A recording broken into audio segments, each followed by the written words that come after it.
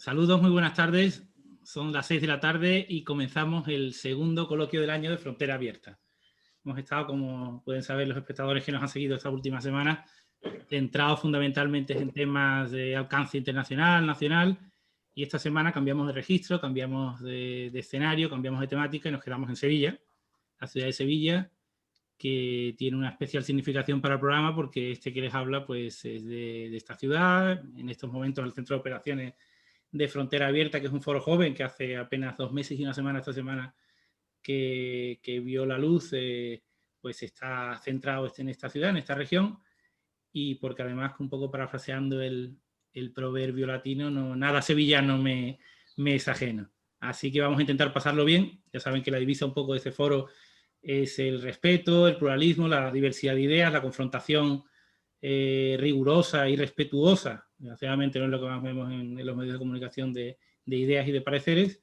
Y vamos a tratar Sevilla como idea, como concepto, como obsesión, como género literario, con una mesa de auténtico nivel que me acompaña en estos momentos y que sin más retraso, sin más dilación, paso a presentarles. Yo creo que son rostros de sobra conocidos, pero empiezo por Paco Correal, Paquiño, gacetillero, como se define en su perfil de Twitter, un amigo común. Luis Sánchez Molini decía hace poco que es quizás el periodista más, aparte de más admirado, más querido de la ciudad, y nos ha deleitado durante años. Yo tengo que decir que cuando venía del cole, del instituto, mi padre traía Diario 16, Diario de Sevilla, los primeros años, y venía corriendo a casa, las columnas, las crónicas de Paco eran inexcusables, eran el gran aliciente de mi llegada a ese papel todavía, a ese periódico que mi padre todavía no había ni abierto. Así que, Paco, muchas gracias, un honor tenerte aquí en Frontera Abierta. Buenas tardes. Buenas tardes, gracias a ti y a tu padre.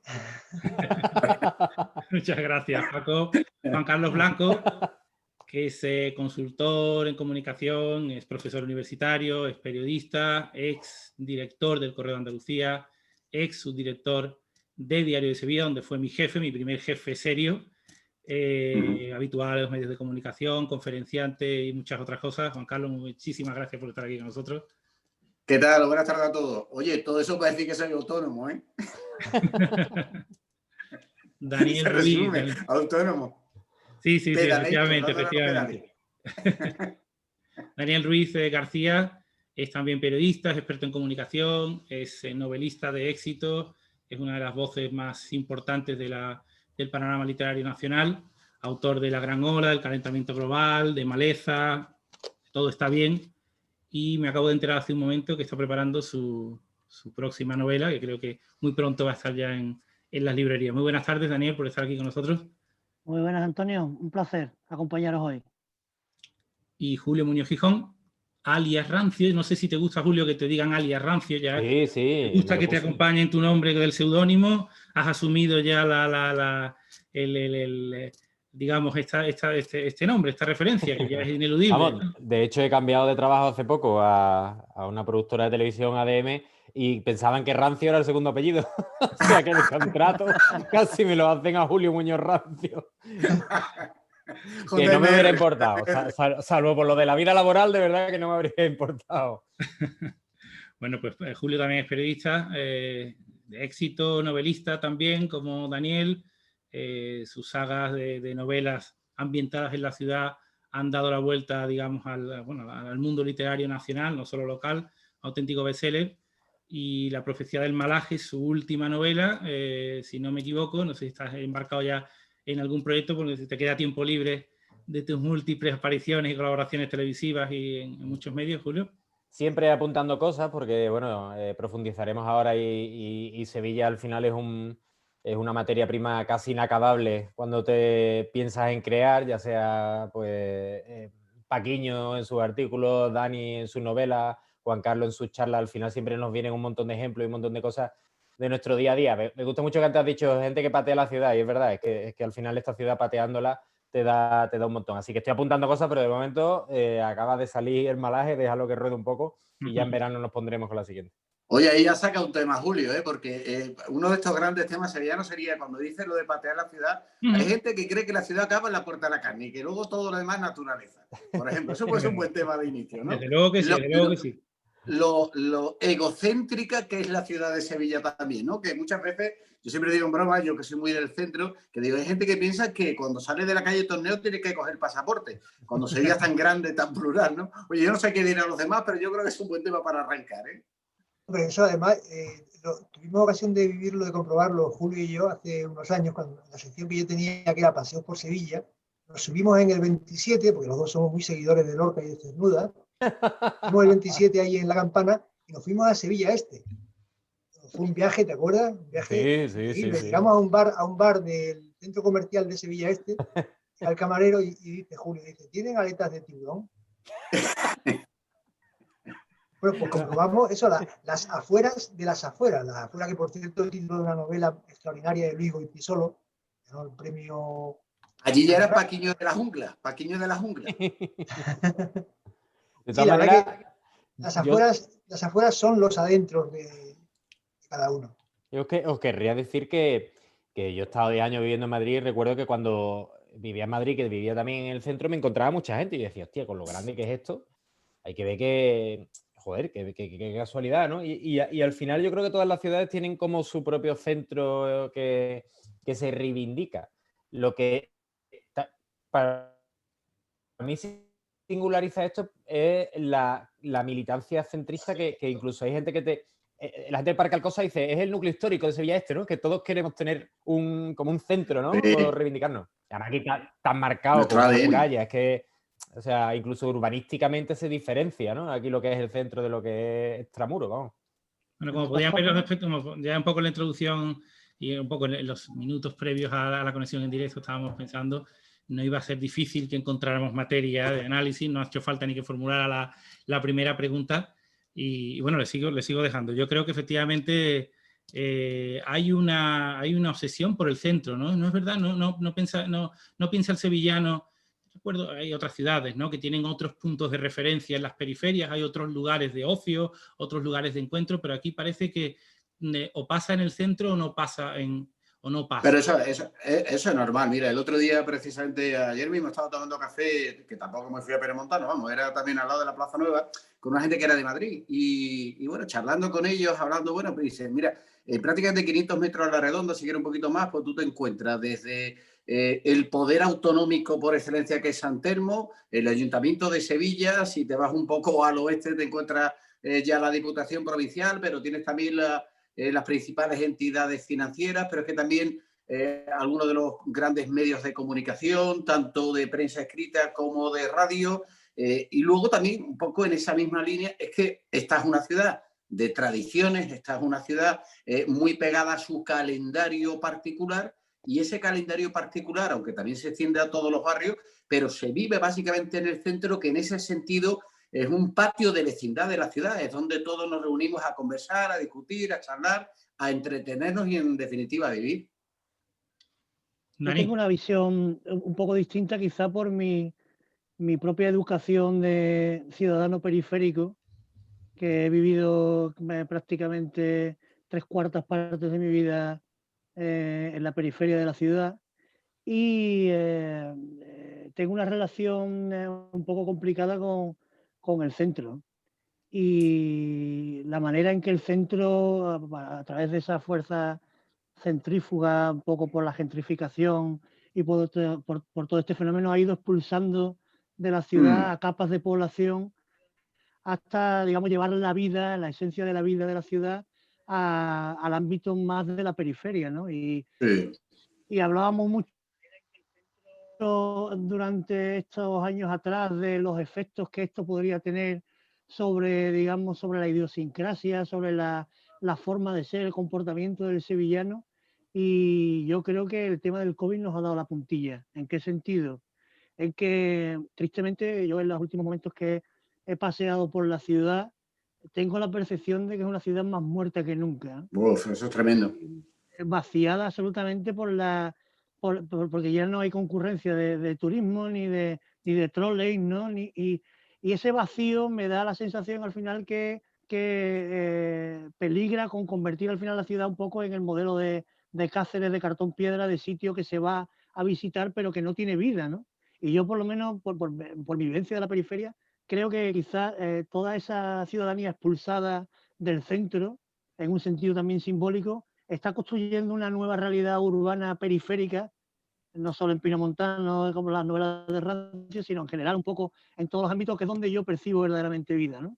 Yo, por ejemplo, cuando quiero ver la vida de Sevilla ahora mismo, me tengo que ir, por ejemplo, a la barriada del Greco, me voy a San Pablo, voy a vivir verdaderamente la pulsión de la vida que ya no encuentro en el centro. Sí, absolutamente. Y creo que es una cosa que incluso que viene de antiguo. He estado por curiosidad en estos días leyendo, ahora que está tan, otra vez vuelve a estar tan de moda, afortunadamente, Chávez Nogales, la ciudad, ¿no? Esa colección de ensayitos que tiene de la ciudad, y parece mentira que casi un siglo después él venga a decir un poco esto, ¿no? Que Sevilla, ojo, que es mucho más que la postal del centro que todos tenemos asociado un poco pero esto, Dani, siempre, en realidad siempre ha sido así, tienes toda la razón. Mira, si tú te pones a pensar, oye, yo me gusta mucho pasear y andar por la ciudad poco antes del toque de queda y vivo en el centro. El centro de la ciudad, cuando atardece, es una ciudad desangelada, mortecina, si se quiere, incluso en el mejor sentido de la palabra, algo desagradable. El sentido que uno mira hacia todos lados cuando estaba paseando porque no hay nadie. Sin embargo, a la misma hora, yo casualmente voy algunas tardes, noches también a llevar a mi hijo pequeño, lo llevo a cerca de la barriada de los Príncipes Naciones a jugar al fútbol. Las Naciones, los Príncipes, esa ciudad de la que casi nunca se habla, por no decir nunca, salvo que sea por un suceso, una ciudad que todavía esa hora todavía puede latir algo más, es decir, hay más vida. Lo que tú decías, Dani, nos pasa a todos. Todos tenemos amigos que su vida ya no es el centro, pero no es que ya no sea el centro, es que no vienen por el centro. Y su centro de reunión puede ser una rotonda de Ciudad Expo o los magníficos bares de los Bermejales o esas avenidas también repletas de bares de Pinomontano, de Sevilla Este, donde quieras. Y yo en eso siempre digo también, por ejemplo, cuando te dicen, es que Sevilla Este es la broma, ¿no? Sevilla Este está muy lejos. Depende. Si tu vida se circunscribe a la periferia de la Plaza Nueva, sí, pero es que evidentemente es que hay muchas Sevillas. Es más, si lo miráis hasta desde un punto de vista numérico, de proporción, Sevilla es todo lo que hay fuera de los muros de Sevilla. Porque esto no deja de ser más que ese parque temático, ese escaparate de una ciudad que hasta hace... Mira, si se dice que el 15% del PIB de Andalucía es el turismo, yo creo que el centro de Sevilla tiene que ser el 30% turístico, tiene que ser el 30% del PIB de la ciudad, porque es que esto se había convertido literalmente en un escaparate de una agencia de viajes. Esa es una realidad. Y si te conviertes en un escaparate de una agencia de viajes, lo que seguro es que a partir de ahí se va perdiendo determinada esencia e identidad. Pero el centro ahí sí se ha quedado todavía, si se quiere, como un lugar para rememorar quiénes somos como sociedad, quiénes somos como colectivo. También es verdad que hay quienes lo viven con muchísimo aplomo y convicción y quienes lo vivimos con mayor desapego. Yo no tengo tampoco tanto apego a las fiestas y tradiciones de la ciudad y en esa línea también entiendo, y no solo entiendo, sino que comparto que mucha gente, pues en realidad se vive más y con mayor intensidad la ciudad fuera de los muros que dentro, como decíamos antes. Yo no sé, ¿eh? Parte lo que... Ay, perdona, Julio. No os peleéis. Lo ha dicho Daniel, la pandemia ha demostrado, ha puesto el rey desnudo del centro de la ciudad, ¿no? Es un centro desnudo, o sea, que no tiene... Es un centro maravilloso, el mejor CAID de la tierra, como le llamó Antonio Domínguez Ortiz, a ese triángulo del Alcázar, la Catedral y el Archivo de Indias, pero se ha quedado completamente desangelado, ¿no? O sea que lo que dice Juan Carlos es verdad, esos barrios de las Naciones, que son bloques enteros, bloques que desde el centro se miraban, el habitante del centro lo mira con una especie de desdén impersonal. Bueno, pues esa impersonalidad está llena de personalidades, ¿no? De vida. En un bloque de esos de vivienda de las Naciones puede haber 300 familias y 800 personas. O sea, es un mundo desconocido por completo, ¿no? Desconocido en los discursos oficiales, incluso en los pregones de Semana Santa, ¿no? Yo he venido a jugar, así que estoy en contra de todo. Contra de un gran futbolista rumano. Sí, señor. De Cosmin contra. Estoy en contra de Cosmin.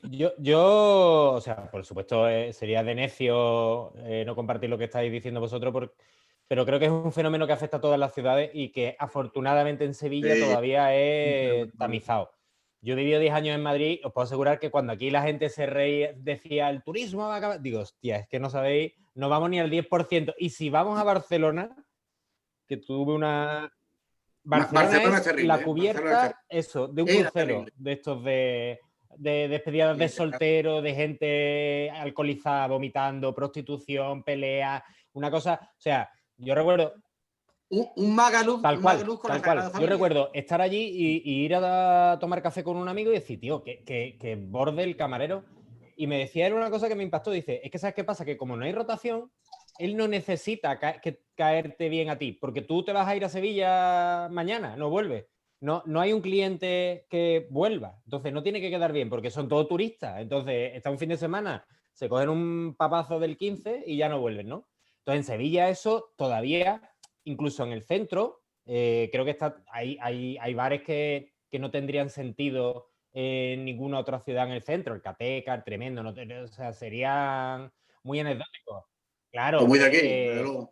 tío, tenemos la Casa del Nazareno, yo el otro día pasé, el otro día, es que me llamó la atención, era noviembre de un año en el que no había habido Semana Santa, hacia un año que tampoco lo había y estaba abierto. Y decía, pero ¿esto en qué ciudad? O sea, Claro. esto no pasa en ninguna parte. ¿Que este señor qué capirote va a vender hoy, Claro. coño? Y está aquí abierto. A los artibles se le aparece Armagedón y claro, le ponen una antizada. Entonces, bueno, dicho esto, que bueno, que me gustaría ponerlo en perspectiva contra otra. O sea, compro total lo que dice Daniel. Al final la vida bulle extra radio. Y afortunadamente, pues bueno, yo vivo en el centro porque tengo una situación que me lo puedo permitir. Pero hay un punto que no tengo pruebas, pero tampoco dudas del ingenio relacionado con la necesidad, ¿no? Y donde surgen todas las cosas nuevas, todas las tendencias musicales, todo la gente que, bueno, Avenida Miraflores ahora mismo va a ser la siguiente Alameda. Es un sitio que se está gentrificando con artistas, con diseñadores, con no sé qué. Porque es verdad que está muy cerca del centro, pero no es intramuro, entonces es más barato alquilar allí. Bulle la vida y la creatividad, creo que bulle fuera, pero también creo que es justo decir que en comparación con grandes ciudades, y Sevilla es una gran ciudad, no nos olvidemos, aunque mucho para nosotros seguramente sea como un pueblo grande, dentro de la locura que es todo, no estamos todavía en todo lo que nos viene. Julio, tú has nombrado, bueno, lo sabía que habías vivido en Madrid varios años. Madrid tiene otros muchos centros, otras muchas zonas gentrificadas o no, que con vida, lugares de ocio donde uno puede ir a la Latina, pero puede ir también a la Malasaña, puede ir al barrio Salamanca o puede ir a Embajadores. Hay varios lugares con vida equiparable a la que tiene el centro de Sevilla. ¿Cuáles son las zonas que tú, que eres también un gran conocedor de la ciudad, ves como las próximas, los próximos lugares donde se va al margen de ese centro que hemos hablado, que está un poco, pues, vamos, ahora por primera vez en mi vida me compré una casa, me la he comprado al lado de donde vivo ahora de alquiler, que es San Julián, pero yo estuve mirando en Miraflores, porque me parecía como dicen los anglosajones, the next big thing, ¿no? Era lo propio que viene. Y recojo tu guante de Madrid y permitidme que os cuente una anécdota personal que siempre al final ilustran. La chavala esta de Barcelona con la que yo estuve al principio, cuando ella venía de Barcelona, yo intentaba llevarla a los sitios de modernito que había en Sevilla en esa época, ¿no? Porque, bueno, como... Bueno, tú claro, la yo llevaste a la vida. que si el Jackson, que si la Bauhaus... Y ella claro, quería y entonces ella me llevaba a mí allí a lo tradicional. Y a lo tradicional de Barcelona, me acuerdo un día que me llevó a un sitio que era Casa Pepe, que es una franquicia, tío. Entonces, claro, yo dije, pero Casa Pepe lo he visto yo antes. Y dice, sí, es que hay varios. Y digo, pero ¿cómo va a haber varios Casa Pepe? Y veo, y si quieres montar tu franquicia de Casa Pepe, no sé qué, y empiezo a ver, tío, o sea, la servilleta arrugada estratégicamente puesta ahí para que pareciera que era un bar de mierda, cuando en realidad era una obra de un estudio, no sé qué. Entonces, llegó un momento que dijimos, tío, no tiene esto ningún sentido. Tú llévame a los sitios de moderna, que en Barcelona van a ser mucho más modernos que aquí, y yo te voy a llevar aquí al barro, que es lo que yo controlo. Entonces, lo primero que hice fue llevarla a los arquitos de la Pañoleta, se puso un papelón de morcón Ella cree que No, era no, National ella Geographic. de repente era en Alepo, en 1920. Coge el morcón, Llevarla a la pañoleta García Márquez. era más hondo. Coge el morcón, le quita el pellejito, se come con jugo, bueno, tal, y yo mirándola. Y yo, oye, qué bonito el sitio, qué antiguo, ¿qué? Y tal. Y qué bonito es que... Y digo, que no sabe dónde tirar el pellejito, ¿no? Y dice, no. Y dice, que no hay papelera aquí. La otra flipando y digo, tíralo al suelo, coño. Y la otra, no. Y digo, que sí, que lo está tirando todo el mundo, que no pasa nada, que tal. Y la otra, Y yo, hostia, se rompió algo dentro de ella. Pues su estreno, Quizá lo más... Quizá lo más kitsch que yo he visto en ese sentido, en Sevilla, yo creo que casi todos sois demasiado jóvenes para haberlo conocido, que era un sitio que estaba en Torneo mirando a la Expo, mucho antes de que hicieran la ¿El Expo. joven costalero? El joven costalero. El joven costalero. Yo no fui. Eso era... Yo he estado, yo he estado a altas horas de la madrugada. Una cosa ahora no creo. Tú eres un hombre de orden de recogerte temprano. Siempre ha sido así. Sí. O sea, era Casa Ricardo, pero del combi de la Cuna. Paco, perdona. Continúa y después contar la experiencia en el joven costalero, ¿verdad? No, que por cierto, una noche allí en el joven costalero, con el Guti, con José María Gutiérrez, que trabajó en Canal Sur y trabajó en Diario 16, el Guti y Antonio Mozo Vargas, que en paz descanse, un periodista, el único periodista que creía en la Expo, luego se mató en un accidente de tráfico, el pobre. Un día, viendo esa ciudad en ciernes que se iba a hacer, donde crearon un proyecto del periódico, una especie de suplemento de Diario 16 que se llamó El Lagarto. Eran las páginas verdes. Era Sevilla 16. Yo lo recuerdo. Que algunos lo tienen coleccionable, un coleccionable magnífico. Pues allí en el joven costalero, entre garbanzos revenidos y vinos de lugares exóticos, ahí concibieron el lagarto donde salía la generación del 92. Ahí Paco, lo que está contando Paco es, yo recuerdo eso, bueno, me lo has quitado ya, porque lo que iba a decir es que era un sitio donde, ojo, la costumbre era tomar garbanzo a las 5, 6, 7 de la mañana. Era un after cofrade, ¿no? Pero que el ambiente no era Versalles, ¿eh? O sea, que lo de la pañoleta era el centro cívico Pompidou al lado de eso. O sea, eso era una cosa como muy... era un underground hispalense, muy extraño. Pero con garbanzos como garbanzo. Lo normal era empezar... El olor a garbanzo era insoportable a las 6 de la mañana, pero no veis cómo sentaba. Pero oye, eso nos lleva también a otra cosa, ¿eh? Enfrente de la Expo, en la época en que se estaba haciendo la Expo. Claro. Y a ello, por recordar también, era una época, yo recuerdo que es cuando yo llego a este mundo, cuando empiezo en la radio, y yo el primer día que llego a la radio, lo que me encuentro es la portada de un periódico, de la ABC, no pasa nada, donde dice que la Expo se va a retrasar no sé cuántos meses, yo no me acuerdo. Y yo recuerdo ese impacto y esa sensación de que aquí no seríamos capaces de ver cosas como la Expo. Bueno, lo pongo también sobre la mesa, ¿no? Porque creo que la Expo también fue un motivo no solo de orgullo, sino de reconocimiento de que somos capaces de hacer de nuevo grandes cosas como sociedad, como colectivo, y lo tenemos ahí, y eso sí que le gustaron a la gente, pero se ha incorporado a la ciudad. No tiene tampoco bares como lo que hay en la ciudad, pero se ha incorporado a la Expo. Yo recuerdo esa época perfectamente, y esos bares, y recuerdo esa mirada de la Expo haciéndose, y de todo lo que significó, ¿eh? Hay es muy interesante la charla y la vamos a disfrutar mucho, sobre todo yo escuchándoos a vosotros porque es muy sugerente. Y hay una cosa que a mí siempre me ha llamado la atención de los sevillanos. También os digo, yo soy muy escéptico, creo que es muy complicado encontrar rasgos particulares del sevillano, de Sevilla, ¿sabes? Esto es como las aficiones de fútbol, todo, son como las religiones, ¿no? Todos somos el pueblo elegido, ¿no? Y seguramente está todo muy, muy repartido. Pero hace poco veía un vídeo de un documental catalán que hicieron en los años antes de la Expo en Sevilla, que está en YouTube y la verdad que es muy, muy interesante. Entrevistan a Silvia, el Perejita, y sale la Pantojita en Quitapesares, en este Perejil, tocando la guitarra como ella la toca y cantando, y empieza a darle unas hostias a la Expo, pero que se queda tranquila, ¿eh? Y los pabellones, y los sevillanos en paro, y venga pabellones, y no sé qué, y no sé cuánto. Y yo recuerdo, eso me dejó volado, pero es que recuerdo cuando se hacía la BIAX, la Bienal de Arte Contemporáneo, que a mí me encantaba, que había una parte de la ciudad también que rechinaba y tal, y no sé qué. Y un día hablando con un chaval, que es para mí, que no voy a decir el nombre, pero de lo más rancio que hay, me dijo el tío, somos amigos, me dijo, Julio, es que hoy la Giralda la habrían negado los rancios, porque como es una mezcla, tal, no sé qué, no sé cuánto.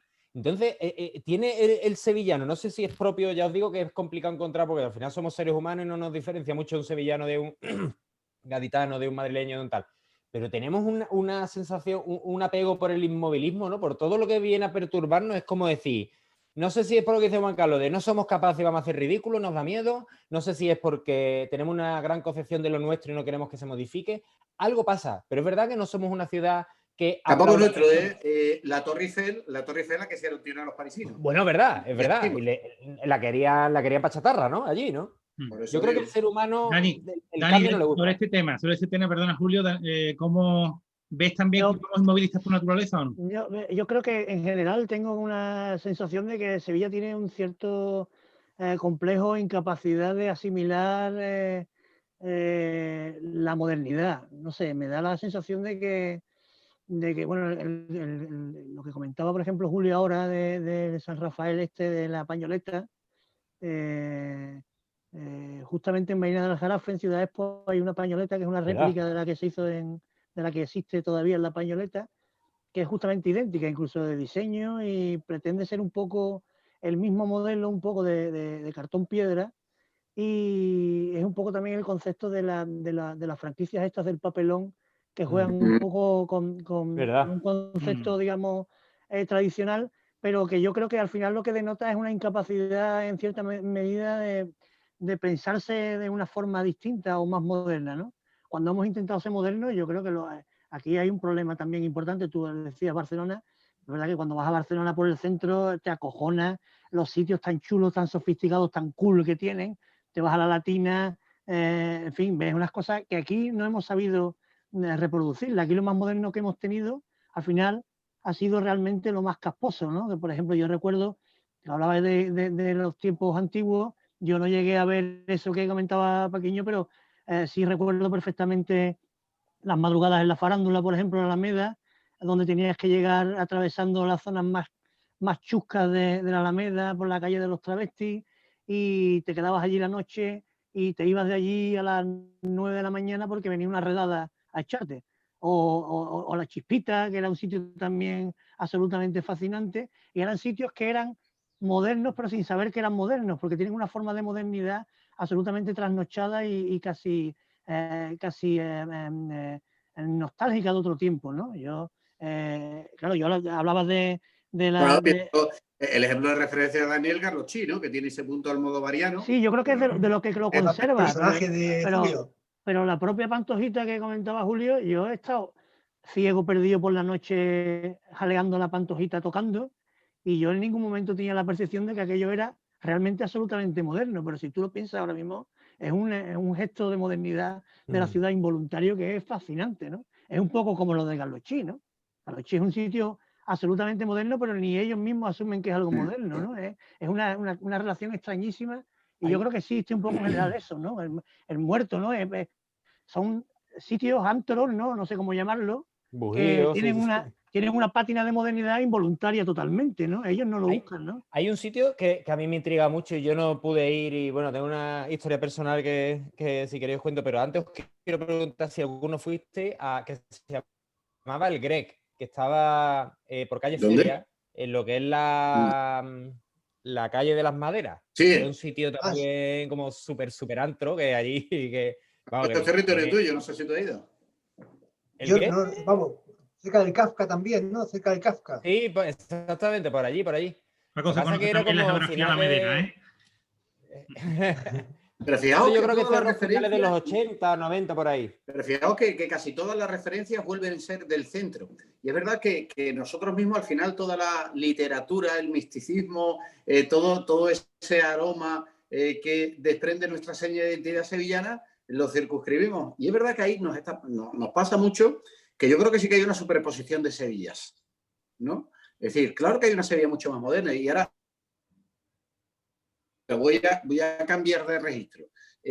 Hay una Sevilla, por ejemplo, muy emprendedora. Hay una Sevilla de gente que hace un montón de cosas aquí, con vocación global, con vocación de estar en el mundo, que se mueve y que no tiene la misma capacidad de ser reconocido que seguramente cualquier tipo de actuación, interpretación o que se haga que tenga más que ver con la Sevilla, entre comillas, eterna, ¿no? Mira, por ejemplo, Juan Carlos, Carlos, disculpa, siguiendo en tu línea, el caso, por ejemplo, de José Moya Sanabria, que acaba de fallecer, ha sido José Moya Sanabria, siendo hermano de Juan Moya Sanabria, como los dos daban la tradición y la innovación. O sea, que se puede, que Sevilla permite esa especie de dualidad de que yo creo que es que no son incompatibles, porque muchas veces también ahí nos ponemos en esa dicotomía modernidad-tradición como si fueran incompatibles. Yo creo que no tienen por qué serlo. Otra cosa es que sí es verdad que en muchas ocasiones en Sevilla se ha confundido la parte con el todo, y esa parte ha terminado por asfixiar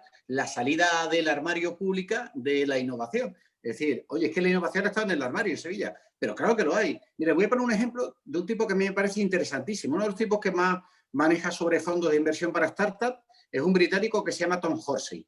Pues vive aquí en el barrio de San Vicente y ha decidido vivir aquí. ¿Qué ocurre? Que mucha gente, o pongo otro ejemplo, Juan Martínez Barea, ¿no? Que es un tipo también que creo que es de aquí, vamos, vive aquí en Sevilla, y que es un tipo que, por ejemplo, ahora mismo es uno de los que más está haciendo en la investigación contra el cáncer de colon con su empresa en el mundo. Es decir, pero podríamos poner aquí un montón de ejemplos de gente que está haciendo un montón de cosas. ¿Conocéis eso de los campings de lujo, del Glamping Hub, creo que se llama, algo así, que está arrasando en Estados Unidos? Pues eso ha salido de chicos jóvenes sevillanos y que lo están haciendo desde aquí, desde Sevilla. Bueno, como eso podemos poner un montón de ejemplos. Bueno, esos son ejemplos de innovación, son solamente unos ejemplos puntuales. Yo creo que no son puntuales. Yo creo que cada día hay más gente que es que no tiene nada que ver. Las nuevas generaciones. Yo creo, o sea, yo creo que es indudable que en Sevilla existe una fuente de creatividad potentísima. Pero me llama mucho la atención que en determinados ámbitos que digamos que sirve un poco para forjar la personalidad simbólica de la ciudad, expulsa, no sé si voluntaria o involuntariamente, a gente que está construyendo discursos e historias que son mucho más conocidas fuera que aquí. Y voy a ponerte también, ya que estamos con los ejemplos, algunos, ¿no? El caso, por ejemplo, paradigmático y lamentablemente muy desconocido, por ejemplo, del rap sevillano. El rap sevillano es el rap de referencia a nivel nacional.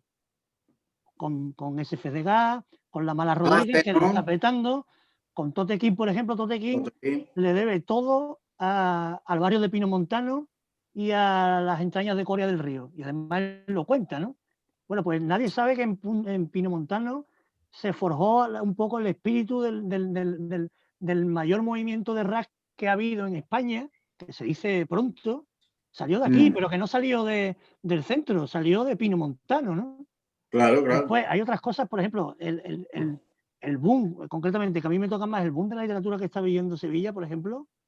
Sara Mesa, que si la conocéis, es una escritora de Sevilla, que lo está petando absolutamente todo. Está reventando, que es una novela. Y escribe también desde aquí, desde esta radio de Sevilla, con una serie de gente que está en el entorno, Isabel Rosa, Jesús Carrasco, que también hay un movimiento que aquí se reconoce mucho menos que fuera. Y hay muchas historias de dentro. Por ejemplo, hay una cosa maravillosa que es absolutamente desconocida en la ciudad, que es una asociación, que es ACHAF, que es una asociación de la que yo formo parte, que se dedica a recuperar los bolsilibros antiguos de los años 50 y 60, de gente, escritores que escribían libros en una noche, que eran todos los Silver Kane, Luke Cardigan, toda esta gente que crearon una fabulosa producción literaria. Dani, eso es lo que tiene una novela, ¿eh? Claro, pues esta gente, o sea, la asociación principal que está recuperando todo ese legado es una asociación que está aquí en Sevilla y que está produciendo, está volviendo a poner en primera línea el bolsilibro a nivel nacional, y solo tiene un espejo que es en Barcelona.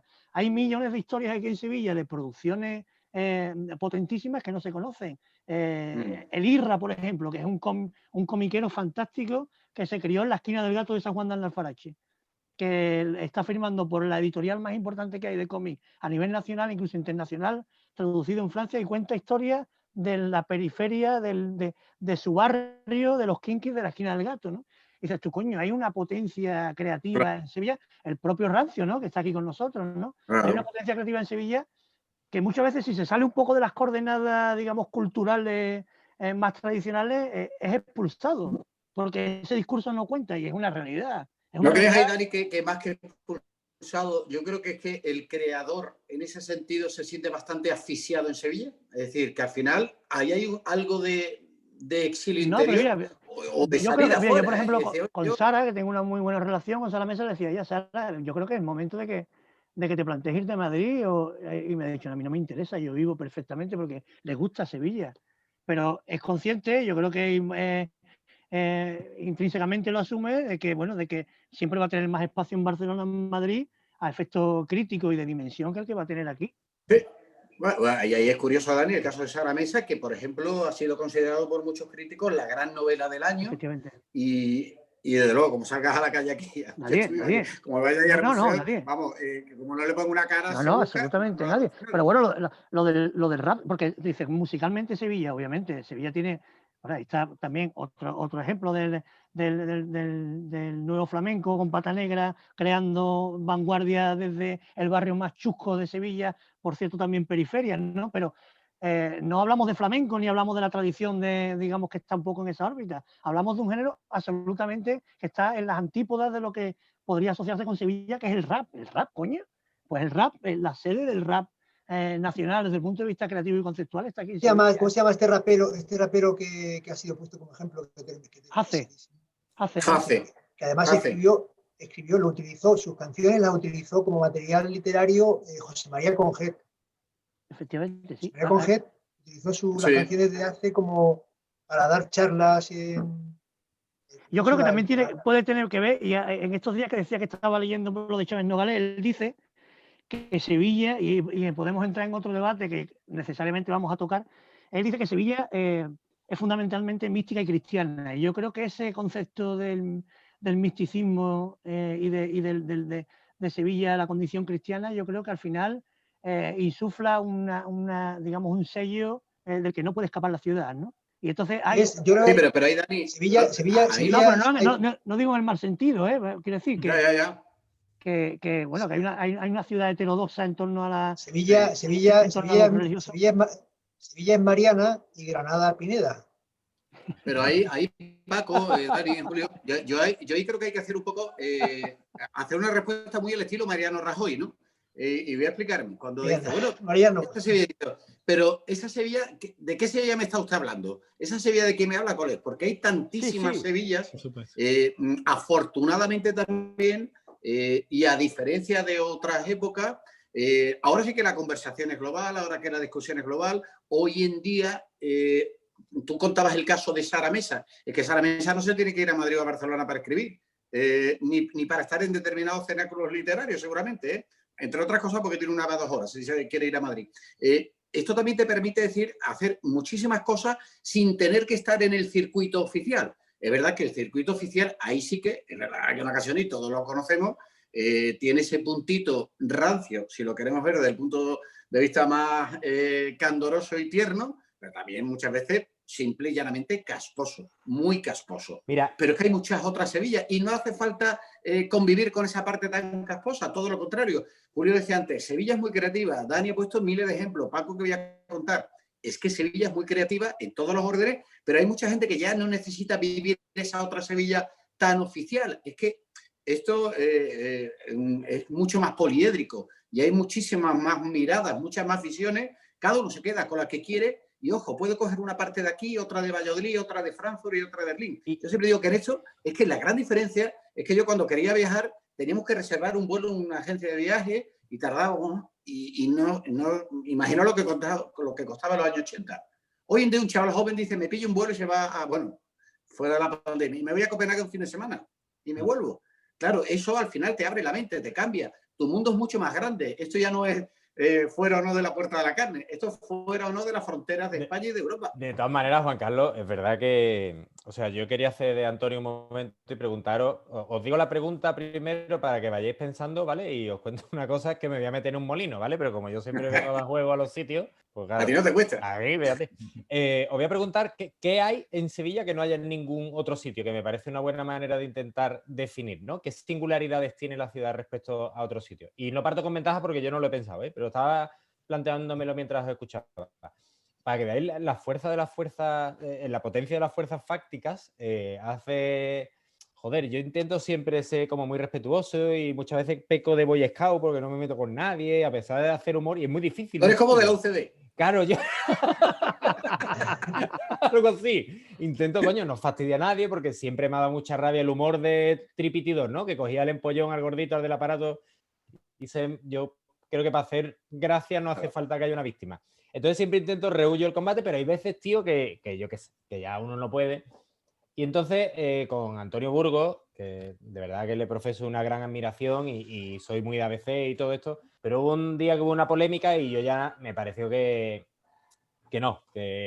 joder, además me estaban interpelando y me estaban diciendo, tío, todo esto... Ha estado invitado para este programa y ha declinado muy amablemente, pero hemos estado cerca de no es su rollo, pero para mí, vamos, admiración honesta y de lo mejor que yo he leído, mejorando lo presente. Este verano leí las Cabañuelas de agosto y es una novela extraordinaria. Espectacular, o sea, una locura. Pero bueno, el caso, que tuve una polémica ahí, entonces ya al final me metieron y dije, no me acuerdo qué, dije, mira, yo no estoy de acuerdo con esto, me parece que se ha pasado de la raya, cada uno allá, pero tal, no sé qué, no sé cuánto. Y entonces me llamó un amigo, digamos, Antonio Tim, no, ¿sabes? O sea, y me llama y me dice, Julio, estamos contigo en esto, ¿eh? Y digo, vale. Y me dice, joder, ya está bien. Este señor, ¿cuánto hace que no se toma una cerveza intramuros? Y digo, hostia, tío, o sea, como que se le ha movido la silla, ¿no? Porque ya está fuera, ¿no? Ya ha descuidado su reino y ya... Y digo, vale, tío. Hombre, ya está bien, tío, no viene aquí por aquí, ahora tal, no, que esto ya no es tal. Digo, vale. O sea, que hay poderes ahí, ¿eh? O sea, Claro que lo Tanto y tanto. Yo quería preguntar una cosa. Se mueven, fluyen. Al hilo de una de las cosas que habéis comentado aquí. Y no olvidaros de la pregunta, ¿eh? De qué es la pregunta que vayan madurándola, que van a tener tiempo para responderla. Yo quería decir que hace un momento se habló de la creatividad de los sevillanos, efectivamente que la hay y cada vez más y cada vez menos silenciada y cada vez más presente en medios de comunicación también. Pero yo quiero preguntarles por el factor corrector, el factor que tiene en Sevilla, el tiempo dedicado en horas reales a festejos y fiestas, triduos, quinarios, cofradías, hermandades, preparación de la caseta, documentales, vídeos, lecturas sobre esa Sevilla de la que hemos hablado. ¿Cuánto del tiempo de ocio de muchos miles de sevillanos, no estamos hablando de una minoría de 1.000 o 2.000 personas, hablando de que un gran porcentaje de la ciudad le dedica mucho de su tiempo de ocio a cuestiones del alma, seguramente cuestiones del alma, una ciudad cristiana seguramente y mística, y que podría estar invirtiéndolo también en otras cuestiones o en otras realidades más creativas para cambiar esta realidad? Julio me hace así con la cabeza diciendo, vaya el charco en el que te has metido. Claro, ¿eh? Yo creo que hay mucha leyenda urbana, ¿eh? Sí. Es que, por ejemplo... O devuelvo la pregunta, Antonio. ¿Usted cree que en Colonia, en Frankfurt, en La Haya, en Madrid, la gente por las tardes lo dedica a centros de innovación? Eso es.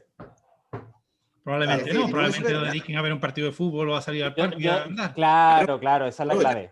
Decían, oye, mira, espera, ¿cómo va lo de Kierkegaard? Lo último. No, es que exacto, justo, yo te iba a decir lo mismo. Y de hecho te iba a contestar con un chiste.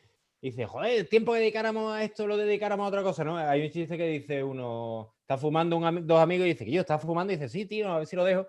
Dice, ¿sabes que si no fumara, ¿qué edad tienes tú? Dice, 47. Dice, ¿sabes que si no fumara habrías tenido dinero con el dinero que te has gastado en tabaco para comprarte un Ferrari? Dice, ¿y dónde está tu Ferrari, compadre?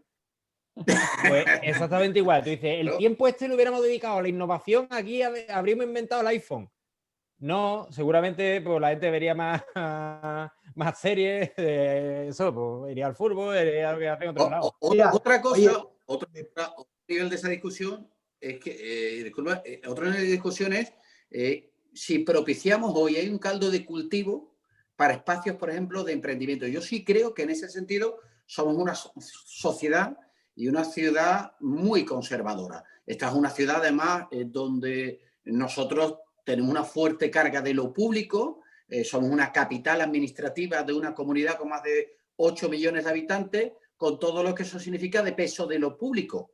Si tú hablas que en el Servicio Andaluz de Salud hay 100.000 personas trabajando, ¿cuántas de ellas están en la provincia de Sevilla y en la capital sevillana? Y es por poner un ejemplo. Es decir, que al final tú eso lo tienes ahí. Y nosotros sí que, si no hemos penalizado, desde luego no hemos empujado y animado y apoyado propuestas que tengan que ver con el emprendimiento, la innovación o simplemente la apertura. Lo que ocurre es que creo, insisto, que hay que desdramatizarlo. Es decir, creo que también estamos incorporando mucho también a ese tipo de procesos y ahí hay una realidad. No tiene nada que ver oye, yo pese a mi insultante juventud biológica tengo ya una edad. Es decir, mi generación no tiene nada que ver con la de los chavales de 20 años, de 22, 25, que no solo que se pillen vuelo, sino que saben más idiomas, que están conectados globalmente con un montón de gente, pero que también tienen en sus raíces, en sus señas de identidad y pertenencia, en el caso de los sevillanos, su ligazón con sus tradiciones y sus costumbres, pero no son nada incompatibles. Y sobre todo que, y adelanto un poco mi respuesta a la pregunta que os he lanzado, creo que aquí es prácticamente el único sitio, quizá en Cádiz también con el carnaval, en el que la gente que se autodefine, que también por supuesto es muy complicado, como moderna, compra las tradiciones. O sea, a mí eso mis amigos de Granada me lo dicen, dice, Guillo, es que no me entra en la cabeza que el bajista de Magas, Javi Vega, que es el grupo, uno de mis grupos preferidos, que es pop independiente, tal, no sé qué, que en Madrid viviría en Malasaña, no sé cuánto, es hermano de la Iniesta, pero es muy hermano de la Iniesta. Y como ese, así, y gente bueno, joder, hemos venido a jugar. A mí el otro día me mandaron una captura de un grupo de WhatsApp que era narcocofrades. Y yo decía, ¿esto qué es? O sea, dos mundos tan... Pues aquí hasta los narcos son cofrades. O sea, la pura inmaculada y blanca. La gente que se dedica a vender droga, claro, claro. Coño, que de hecho la foto del WhatsApp que me lo mandaron era un de esto de porro y una torrija al lado. ¿Sabes? Que era como... Eso solo pasa en Sevilla, creo. Que gente que ideológicamente en otro momento no estaría comprando las tradiciones de aquí sí. Por supuesto, sectores homosexuales que están implicadísimos en la Semana Santa y que aparentemente, pues, coño, no deberían entrar ahí y están muy compenetrados. Eso sí creo que es propio nuestro, porque además cuando viene la gente, el Garlochi, por ejemplo, es una quinta esencia de eso. Que tú dices, tío, aquí en el Garlochi estoy como en un paso, pero el de al lado es un moderno, el otro es un guiri, el otro es el regular de aquí, el otro es fulanito. Sí, Julio, pero es verdad que hay una, es cierto, hay una, incluso musicalmente, estoy pensando en Pájaro, por ejemplo, hay una modernidad, digo, claro. o el propio Silvio, ¿no? Una modernidad integrada de las que asume las tradiciones, pero también hay una modernidad que está muy en contra de eso, ¿eh? Y yo también la percibo, ¿eh? Sí, no, hombre, claro. Pero eso no es novedad, Dani, ¿sabes? Sí, eso es como normal. Mira, es obvio que... Mira si somos modernos en lo político, que Felipe González nació el mismo año que Joe Biden y fue presidente del gobierno 40 años antes. Eso no era difícil. Oye, no olvidéis un detalle, ¿eh? Más de la mitad de los sevillanos cuando llega el Jueves Santo están en la playa, ¿eh? A ver, si es que cree que todo el mundo está en un quinario. Eso es otra realidad. La gente llena más las heladerías de la Antilla que los quinarios. Vamos, yo en mi caso, yo hablo por mí. Si yo fuera el sujeto de una investigación científica de carácter sociológico, yo te digo que en mi entorno tengo muy pocos perfiles de los que apunta Antonio, de que llega la Cuaresma y ya están, digamos, se ponen los pines en la solapa y ya no paran de ir de templo en templo. Yo tengo muy pocos casos, vamos, conozco a gente, pero para mí casi que son, te diría, un poco incluso una extravagancia, ¿eh?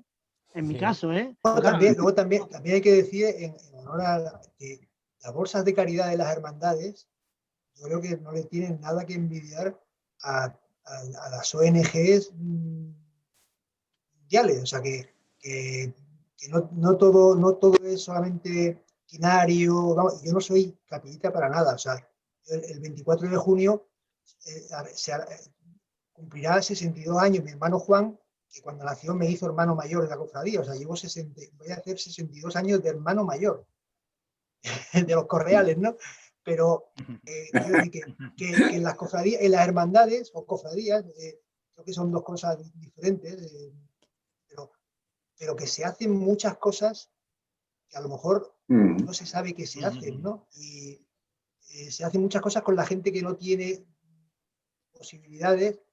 Y se hacen, nunca sabe la mano derecha. No he querido criticar esa faceta de las hermandades. No, he querido referirme a la hermandad al tiempo. Claro, pero de todas formas las hermandades, naturalmente, en todo lo que tiene que ver precisamente con esa labor, hacen una extraordinaria labor que si no está lo suficientemente reconocida, debería estar mucho más reconocida. Totalmente. Yo creo que ahí la discusión en todo caso tiene más que ver con que, y ahí sí es verdad que cuenta también todo lo que tiene que ver con la industria de la comunicación, es que todo lo que tiene que ver con la Semana Santa vende muy bien, porque hay un público determinado que compra todo tipo de productos y han terminado por convertir la Semana Santa en lo que es un gran producto de masa.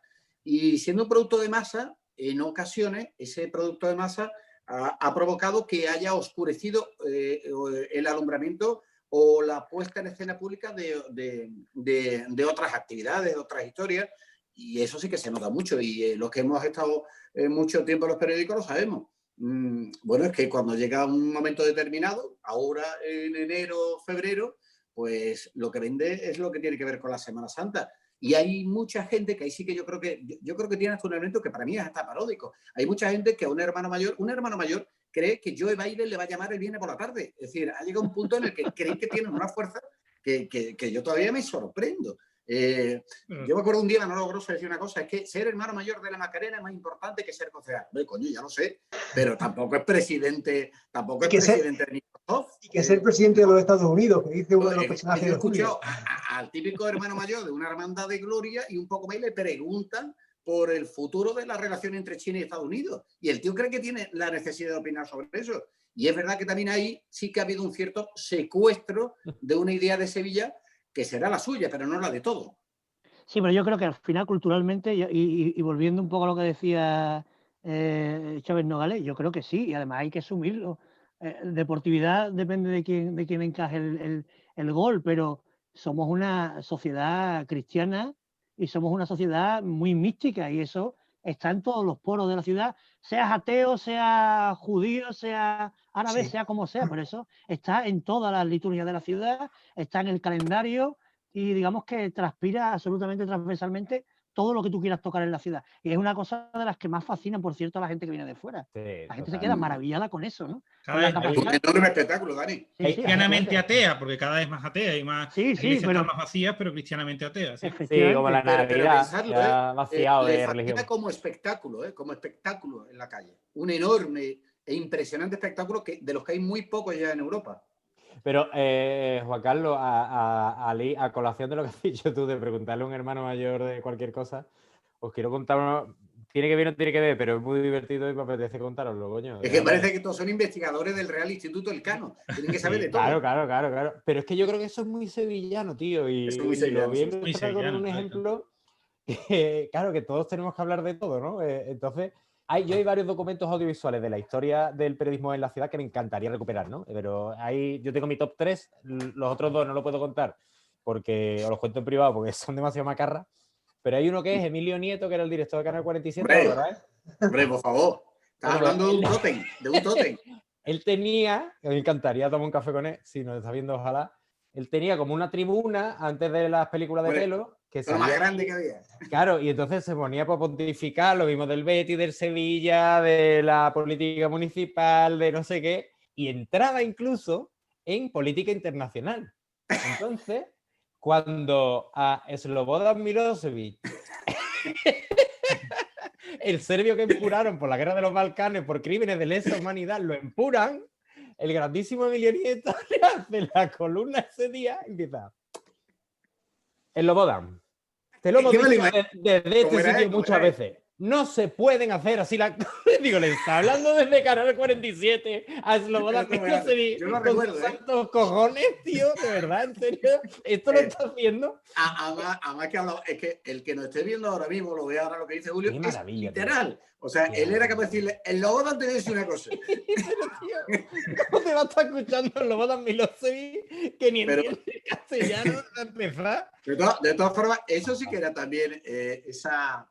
Es que cualquiera que ahora mismo lo aborde, una de tus novelas o la de Dani, que tú en un momento dado tenías una televisión local con una cierta difusión, con un impacto real, donde tú podías pasar del porno más duro a la Virgen de la Esperanza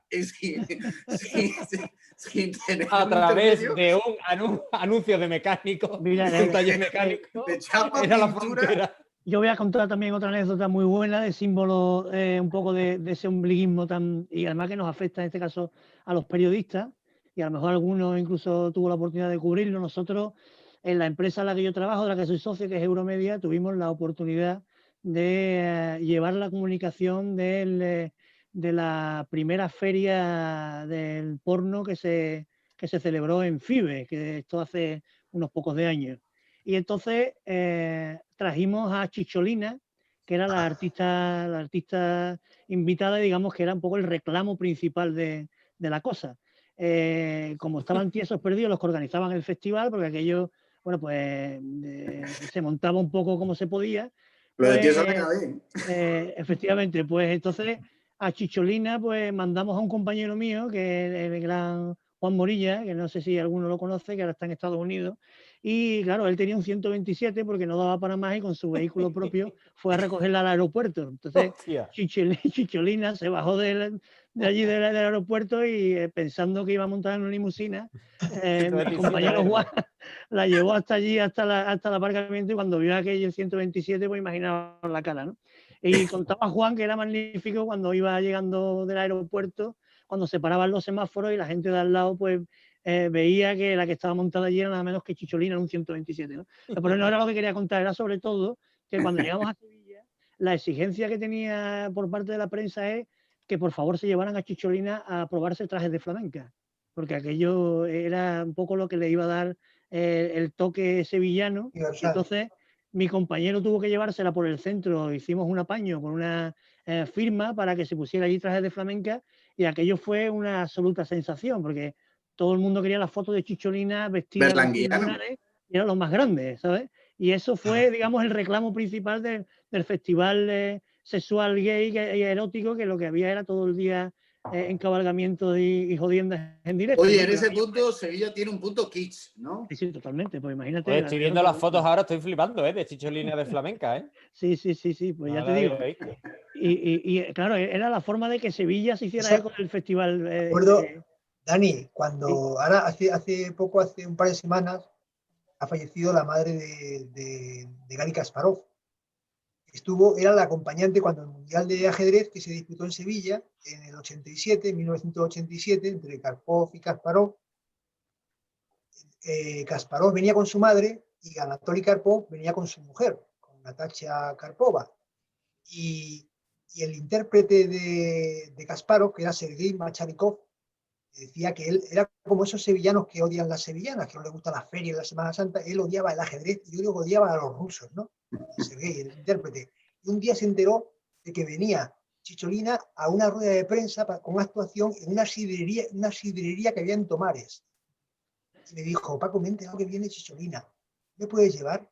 Bueno, lo llevé, le pidió autógrafo y es el más feliz del mundo. Me consiguió una entrevista con Kasparov. Ah, qué bueno. Gracias, qué bueno. Gracias, ¿Le hizo jaque mate a Chicholina? ¿Le hizo el jaque mate? Qué bueno. Buenísimo. Bueno, ¿habéis pensado la pregunta de Julio? ¿Qué hace que tiene Sevilla que no tenga ninguna otra ciudad? ¿Hay algo de genuino diferente o hay demasiadas cosas? Porque Mira, han salido varias. Ahí sí que me cuesta mucho hacer de nacionalista sevillano, porque tú le preguntas a un tipo que vive en un polígono industrial y te dice que es la nueva Venecia del Sur, el polígono. ¿Por qué? Porque todos al final, por mucho que podamos tener una relación de amor-odio con la ciudad, porque también muchas veces, oye, tú amas muchas cosas, pero rechazas también otras, ¿no? A mí hay cosas de Sevilla que me asfixian también. Bueno, me asfixian, ni que yo fuera tampoco cernuda que me he ido por ahí, pero sí es verdad que hay cosas que, bueno, me cansan, ¿no? Pero le puede pasar a cualquier otro. Es verdad que, dicho eso, oye, yo creo que en esto, si uno se pone objetivo, si hay 4 o 5 grandes ciudades de esta península, si decimos que de luego no son Albacete ni alguna otra, estamos hablando de San Sebastián, hablamos de Cádiz, hablamos de Sevilla, o hablamos hablamos de Lisboa o de la propia Barcelona, ciudades que te enganchan y que nos enganchan a todos, porque también al final, oye, ahí hay como una especie de consenso universal. Cuando Lonely Planet elige Sevilla, hombre, qué raro que no ha elegido Huelva, con todo mi respeto para lo de Huelva, pero claro, hay determinadas ciudades que te enganchan por muchas razones, ¿no? Que la hacen diferente. Yo estoy convencido que cualquiera en su pueblo, en su barrio, lo ama tanto que no lo dice por decir que le parece lo más fascinante del mundo. Y yo creo que eso también es muy bonito y nos pasa a todos, seamos de donde seamos y hayamos nacido donde hayamos nacido. Sevilla, yo creo que aparte de un color especial, como Cadaval Bici, creo que es de César, ¿no? La letra de esa canción, tiene una cosa que no la tiene en casi ninguna ciudad. Tiene un palíndromo maravilloso. El palíndromo de Sevilla es allí ves. O sea, no es tan perfecto como el de Hugo Sánchez, el palíndromo de aquel famoso gol de Hugo Sánchez al Logroñés, y le dijo a los periodistas, escriban ustedes el nombre de Logroñés al revés, y salía señor Gol, ¿no? Señor Gol. No es tan perfecto, pero Sevilla es una ciudad con palíndromo, con un archivo de Indias que yo siempre lo destaco cuando a las visitas que vienen, siempre, ni la catedral ni el Alcázar. Yo siempre me digo, el archivo de Indias lo hizo un arquitecto que nunca estuvo en Sevilla y lo dirigió un cosmógrafo que nunca estuvo en América. Oye, para mí, por ejemplo, me gusta mucho pensar en eso y Dani lo ha forzado muchísimo y hemos hablado de eso, de esas nuevas Sevillas, de esas otras Sevillas, ¿no? Y ahora últimamente voy muchísimo por los Bermejales, por razones familiares, vamos, porque vive ahí mi madre, vamos, y los Bermejales es un barrio impresionante, vivo, con un montón de gente, cada día con más negocios, con bares distintos, gente muy... que tú te vas notando ese punto de esa otra Sevilla, pero es que no tiene nada que ver con otras que he conocido. Oye, y una cosa, por cierto, eso de que la mayoría de nosotros somos periodistas, nos dedicamos a este tipo de oficios, te permite conocer muchísimas Sevillas, ¿eh? Porque eso sí os lo digo, el sevillano es alguien que le cuesta mucho salir de su metro cuadrado, ¿eh? Sí. Es decir, yo vivo en tal sitio y resulta que es que, pues lo que acabo de decir, por poner un ejemplo, seguramente mucha gente que vive aquí en Alfonso XII no tiene ni idea de cómo se llega a la Barrera de los Príncipes. Seguro. Estoy convencido. No tenemos metro. Bueno, el transporte. También, pero que tampoco está en Vladivostok Norte, ¿no? Es que las naciones no están tan lejos. Hablando de Vladivostok, Juan Carlos, yo en Moscú, que he vivido más de 5 años allí, de una punta a otra, una ciudad que tiene 30 kilómetros de un lado a otro, tardaba menos que de aquí claro. Voy a ir a la calle Torneo, voy a ir a la Cartuja y tardo más. Con el 34, el transbordo en el Caballo, el C1, claro. 200 paradas en los Remedios, y tardo 1 hora, que no tardo en Moscú, de un extremo a otro, una ciudad de 17 millones de personas. Y eso es verdad. Tienes que ir andando, grandes urbes. En Moscú están ahora para la gloria. Que Sevilla está más frío. Sevilla es fantástico para andar. Tienes que ir andando. Una ciudad con un centro enorme. Pues Sevilla son muchos centros. Te plantas en la Gran Plaza, que fue mi primera Sevilla. Mi primera Sevilla fue la Gran Plaza, la pensión Gran Plaza, donde me quedé cuando llegué en julio del 77.